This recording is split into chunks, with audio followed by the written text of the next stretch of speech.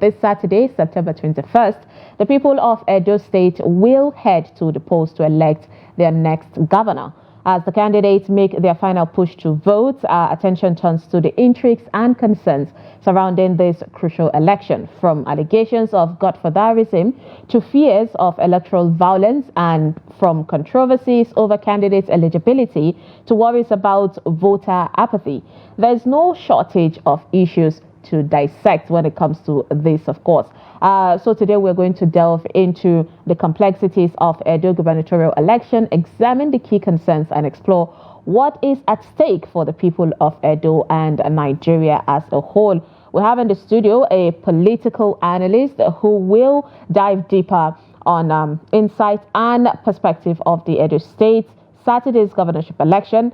We have Dengiyefa Angalapu. He is a research analyst with the Center for Democracy and Development, also a political scientist interested in research and teaching on development challenges in the global south, specifically focusing on issues around democracy, identity, politics, and conflict. It's good to have you always, Mr. Angalapu. Thank you. It's good to be here. Of course. So we're counting down, right? And we saw how everything unpanned with the peace accord being not signed by, the parties. Some signed, but then some refused and all of that. What do you think, is the main key issues shaping all of this crisis with the coming election? It's really quite interesting. And, we came out of the presidential election in 2023, which, was quite a heated competition. After that, we had the 3 obstacle elections. We had Kogi, Bayelsa, and then, of course, the one in Imo. If you look at these elections, especially the obstacle elections, it gives you a broader picture to what to expect in a general elections. So coming down to Edo, it's really an interesting one because you are able to know the feel of the citizens, not just of how politics has played out in Edo, but how also citizens are able to look at the national government, even the tinubu's 1 year in office and all of that. So a lot of things have actually come to play in the elections. One thing that has come out very clearly is the fact that all of the leading candidates, and if you step into Edo and then you drive around Benin, the leading candidates are very easy to know. Of course, you see different posters of the APC, of the Labour Party, of the PDP, and it just comes to mind that, oh, these are the leading political parties. But the election has not divulged itself from all of the traditional perennial issues of election management in Nigeria, and sadly so, because there were lots of complaints in the 2023 elections, and we had expected improvements coming to these obstacle elections. One again is what you've termed as Godfatherism. I basically I've looked at the elections and I call it an elections of basically a prosy elections of proses. Why do I say so? Look at all of the candidates, the leading candidates. You will see that they are all newbies in politics. Yes, indeed. I mean, for Clarence's sake, Nigerians, we have Senator Monday Okpebolo of the All Progressive Congress, that's the APC, and we have Mr. Asiu Igodalo of the People's Democratic Party, the PDP, and Mr. Olumide Akpata of the Labour Party, the LP. Now, this is, of course, just like you mentioned, they are all newbies. And people are even saying, if at all these people end up, none of them winning or so, 2 of them can go back to their jobs, their day job, and then the senator can go back, to his constituency and continue seeking re-election. But then there seem to be outside parties that are so much invested in all of this. So let's explore the Godfatherism and how this could impact on the lives of Edo citizens. Yeah, so quite interesting. There are 2 levels to the proxy thing. The very first one is the role that the national elections, the 2023 elections, will play. So, for example, you had a Labour Party that fielded a Peter Obi that did very, very well in Edo. I think he got about 56.6% thereabout. In fact, it barred the APC and the PDP from getting 25%. APC was able to just to get about 24%, while the PDP got 15%. So you can see how well it did in Edo. So this is now a time to prove if that was a fluke or some incidental occurrence or something that shows that the Obi factor or the obedient factor is now entrenched in Edo. Let's not also forget the other aspect is that the South has historically been a very stronghold of the PDP. Barring Oshomole and then of course the first turn of Obaseki, historically the Edo State has historically been a stronghold of the PDP. But the recent happenings, especially during the federal elections, the Senate and the Senate elections and the House of Reps election, did not show the strength of the PDP as much. So APC had 2 senators. PDP was not able to get anyone. If you look at the figures in the House of Representatives, APC got I think about 6. PDP only managed to get 1. Right, so the figures were not very good for the PDP, and of course, presently now the PDP has 13 states. This is a party that was the largest in Africa and claimed that they would rule Nigeria for the next 60 years. They just have 13 states where they have governors. And of course, we look at the Nigerian political system, that governors, play a very important role. So losing Edo would mean that they would just have 12 state governors leading to the 2027 elections. So you see why this is a very big stake, even for the PDP, and of course for the APC. Let's not forget, Edo. How would I even put it? Edo is one place where Tinubu loves, and there's an history to this really. If you look at the ACN, and of course, before the merger between the ACN and other political parties that has now formed what is now known as the APC, the only South state where the ACN was able to make a very good inroad was in Edo, where they had Oshomole coming through the court, as the governor. So you can see that that's one place where Tinubu has really shown that he has an interest.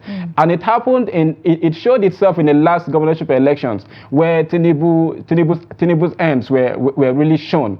And of course, that's where the slogan came, Edo no be Lagos, where Obaseki was trying to push back to say, So we don't want the overbearing kind of politics that happens in Lagos to happen in Edo. So Edo no be Lagos became very popular. So we will see whether now that Tinubu is now the president rather, and APC being leading at the national, we want to see how that even plays out. Remember, already we are now having situations where there are accusations and counter accusations of the use of federal structures and even the police against one another in the state. So that is an important role. But the most important role in terms of Godfatherism, beyond the national actors, the presidential candidates, is the role that the Obaseki factor will play and the Oshomole factor will play. Yeah, they seem to be at a very loggerhead right now. Exactly. This is, I think the election is even more important to them than for the candidates, as you said. So for Oshomole is someone that wants to ensure that Edo State, still has the structures on ground, much like what is happening in River State. And it's a very strong factor when it comes to the Edo North. Obaseki wants to show that he has also come of age, in a political system, and Obaseki is a very strong factor in Edo South, right? So this election is one election where we've seen Obaseki come out to talk, or Oshomole come out to talk, even more than the way the candidates have come out to talk, really. So it's an election that will bring the both of them into a serious contest, and it is not one that you can actually say, because one controls a federal structure, one controls a state structure, you can actually push aside. So for example, while most of the House of Rep members and senators, is controlled by the APC, let's not forget, the PDP controls 15 of the House of Assembly members, and remember, politics is local. Yeah. So it means that it's actually a very heated contest. It is. For me, Mr. Angalapu, my main concern is the people. Because in all of this, we see how politics tend to work in favor of the elites and the rich than the poor. And in this crossfire, the people that tend to get killed are the people and the masses. So recently we saw the governor Obaseki come out to make some really not so cool comments, and I'm sure it's because of how dire the situation is. But he made use of the word, it has to be like it's a do or die affair. And coming from a leader who should try to keep calm, and make sure his people are calm in order to safeguard them, that comment comes as a trigger and as being insightful. To go all hard, or you get killed if it doesn't work. And we saw how when the peace accord came about, the PDP refused to sign. So what is your take on this particular concern? Don't you think from the governor's end that brings like a push for chaos to happen in Edo State?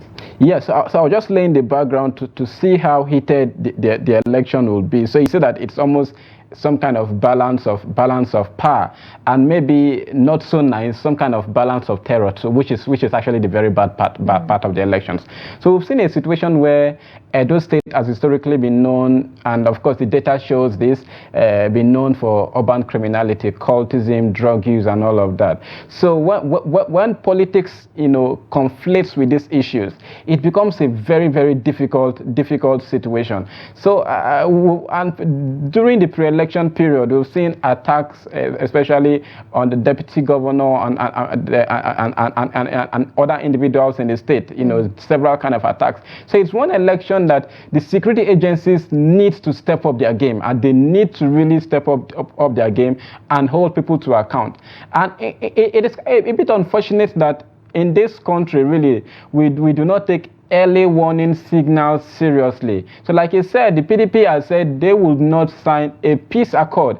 I would think that everybody wants peace. And if you're not signing a peace accord, it would mean that there needs to be a deeper explanation, really, to why that is not done, really. So this is the time where we shouldn't wait.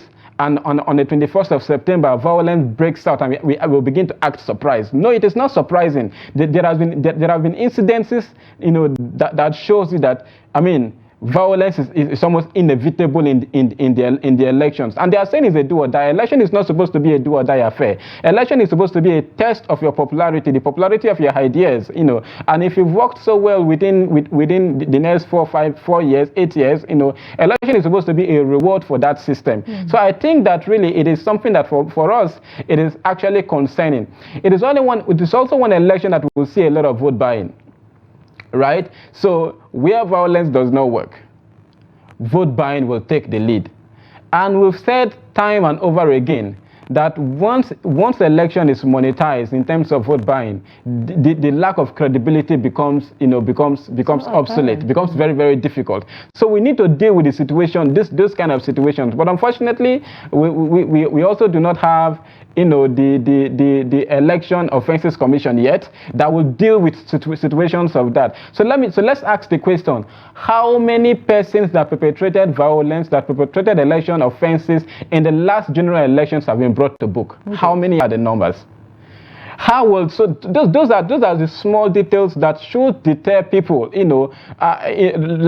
Let's not forget, a behavior that is rewarded continues, really, and a behavior that is punished goes into extinction. Indeed. So how can we tell the world that we are not rewarding electoral violence when we have not punished those that perpetrated election violence in the last elections openly and show the data to the world? So I think these are some of the optics that gets us really worried about the Edo elections. Indeed.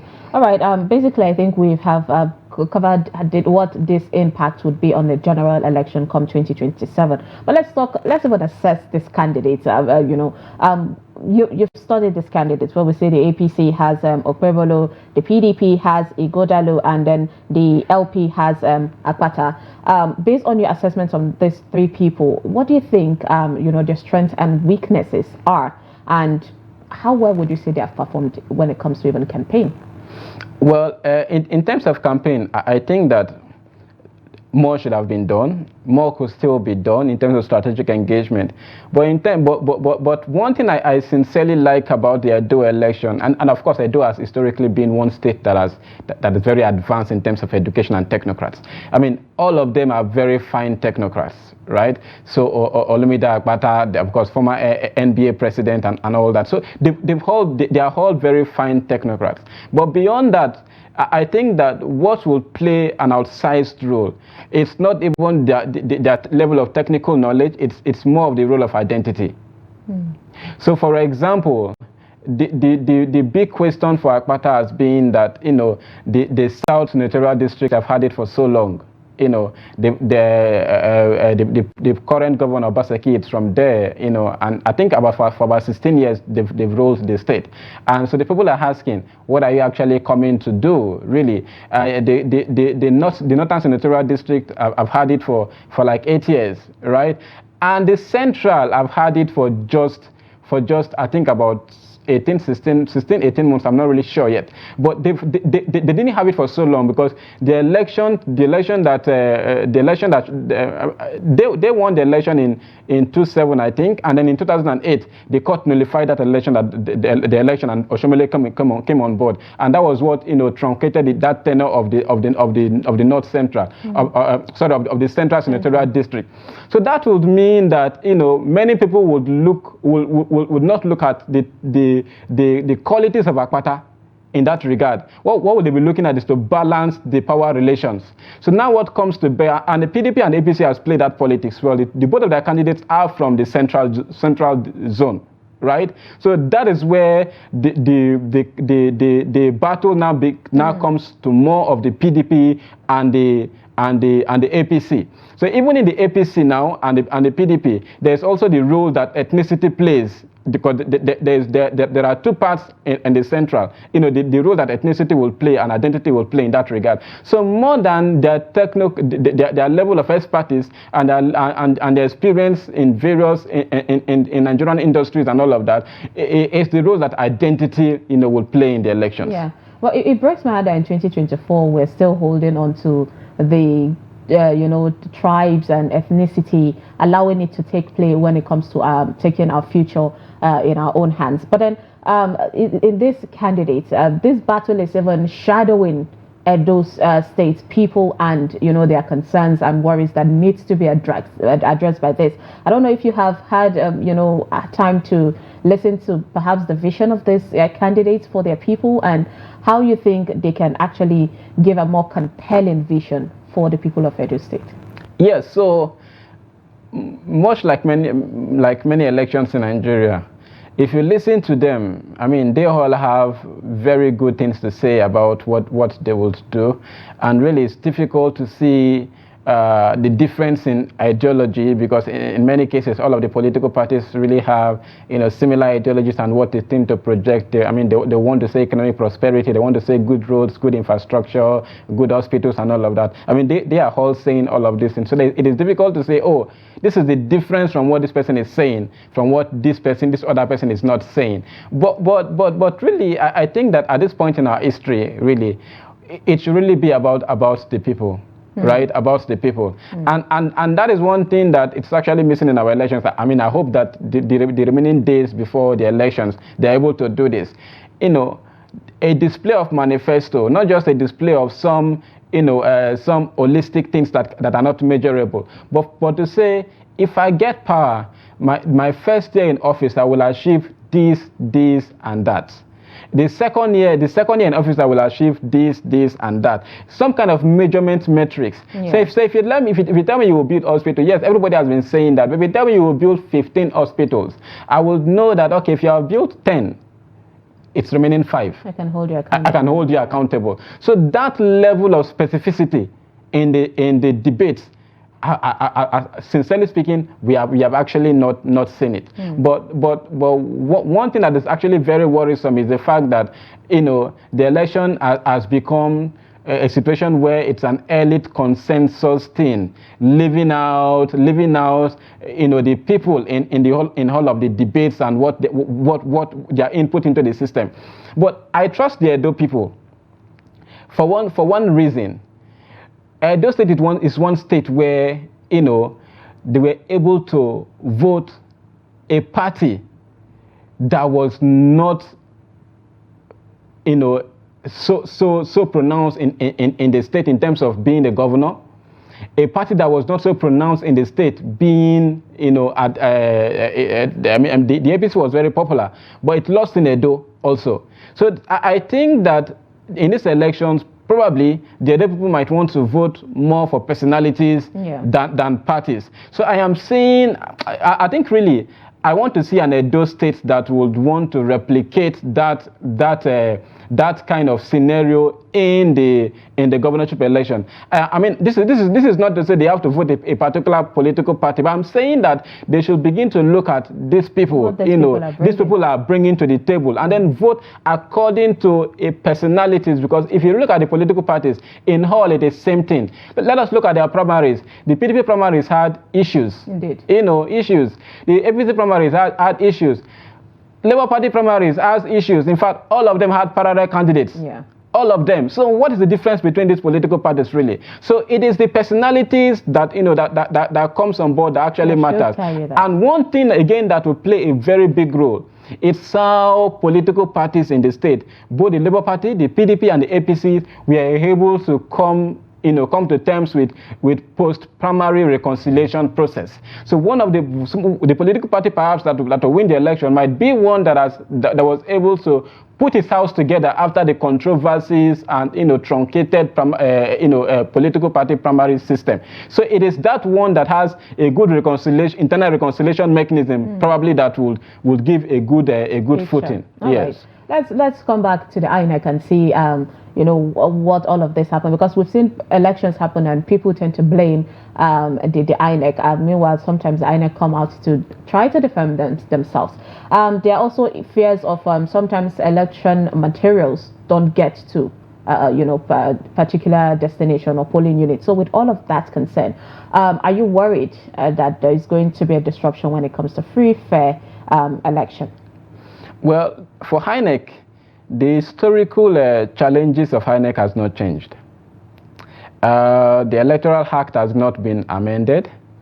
So, of course, there are still going to be, expect post-election litigations in terms of whether or not, election results were transmitted or not and all of that. Those debates will still come on board. Another very big challenge in terms of INEC has been managing logistics.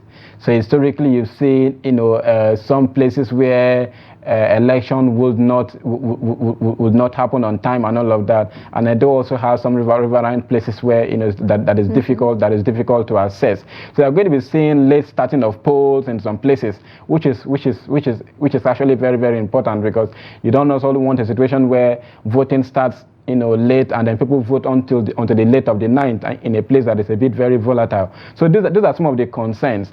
In terms of voter registration, INEC opened up the voter registration. We've seen some new voters, youths made up the larger percentage and all of that. But the historical challenges people would complain about has not changed. I will actually implore INEC to do some critical things. One is to be independent, really, not to affiliate themselves with any of the political parties. In some cases, when the situations happen, it's when that inflames violence, when they say that INEC is partial and all of that. So INEC has to be independent in the true sense of it. The secondly is to see that they actually manage the logistics process in the election. The third really is to see that the staffers that they deploy to the field, have that knowledge of election management system. So we've seen situations where some people that have been sent to the field are not properly educated. They don't even know how to operate the bimodal voter verification machine, really, and they keep struggling with that. So in terms of training of those election staffers, INEC has to do its job properly. So there are these historical changes. Factors relating to the Electoral Act are a bit for the fact that it has not been nothing has been done on it yet. By the National Assembly. Is something that we are still going to see ongoing. Of course, it needs to be, because we've seen Supreme Court make complaint about how litigation matters, especially when it comes to election, but at the post election keeps dragging us back. But then quickly, let's hear your final thoughts on all of this. With all of this in place, with what we have analyzed so far, what are your predictions of how this would come out, and any fears? Yes, there are palpable fears of violence, and the security agencies must step up the game. This is just one state. So it means that the federal government has the leeway of sending enough security, to the state to maintain peace and order, not to align themselves with any political party, but to be as practical, to be as independent, to be as impartial as possible. That is one. Secondly, INEC needs to show Nigeria with this election that, people can begin to trust them for the 2027 general elections. This is an opportunity, and they shouldn't miss it. Thirdly, many of the challenges that we also attribute to INEC are actually challenges of political parties and some behaviors that are not very good in terms of how our politicians conduct themselves.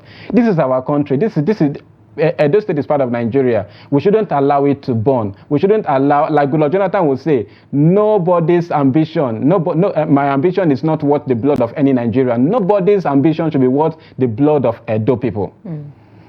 Indeed. Thank you. That was a great, message. I appreciate you.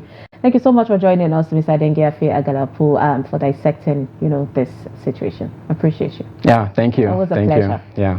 All right, and with that, we are going to, put a cover on the Edo election coming on Saturday. We'll have to keep watch and see, and definitely Trust TV would keep you up to speed with, the happening in Edo State. We'll take a break, and when we come back, we will take a look at the front pages of the national dailies. Stay with us.